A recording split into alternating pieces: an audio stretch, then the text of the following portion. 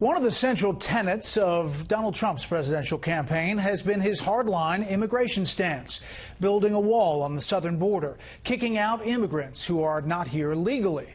Delivered in cut and dry, black and white terms on the campaign stump. Now, Trump appears to be softening that message in both tone and substance. And tonight, a detailed policy speech on this subject has been postponed. Chief political correspondent Carl Cameron is traveling with the Trump campaign tonight in Akron, Ohio. Donald Trump is revising his immigration reform goals. After a meeting with Hispanic leaders in New York Saturday, he admits his call to round up and mass deport the 11 million undocumented immigrants living in the U.S. is now up in the air. He admits changes, but denies being inconsistent. No, I'm not flip-flopping. We want to come up with a really fair but firm answer. It has to be very firm.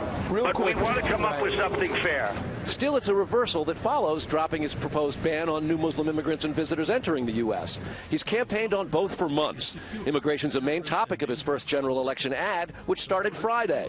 National polls tend to tighten as the election nears, but Trump's in trouble. He's behind between 6 and 9 points in the most recent national polls. Historically, no candidate down more than that at this point has won the White House since modern polling began.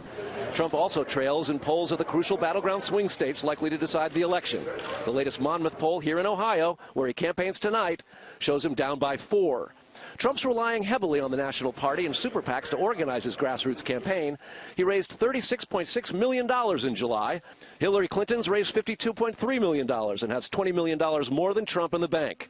Trump aides have said he'll curb his name-calling, but this morning Trump attacked, quote, crooked Hillary and the Clinton Foundation, in his words, as the most corrupt enterprise in political history. Number one, they should shut it down. Number two, they should give the money back to a lot of countries that we shouldn't be taking and they shouldn't be taking money from. And it's pay for play. I mean, if you look at it, it's pay for play. He also trashed MSNBC hosts on Twitter, quote, tried watching low-rated At Morning Joe this morning, unwatchable. At Morning Mika is off the wall, a neurotic and not very bright mess. Republicans fear their Senate majority is in jeopardy this fall, and now growing concerns that Trump's unpopularity and chaotic campaign could result in Democrats taking the House has the Congressional Leadership Fund super PAC planning to spend $10 million on ads and organizing earlier than ever before to save the House majority. In addition, the conservative Christian group, the American Renewal Project, has raised $10 million as well for a separate massive get-out-the-vote effort for Trump through pastors and the faith community.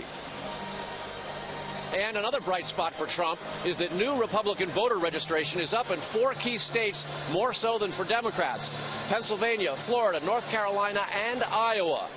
And the first debate is 5 weeks from tonight. And this weekend, starting yesterday, Trump began working and preparing for it with briefing books and watching old tapes of Hillary Clinton's previous performances.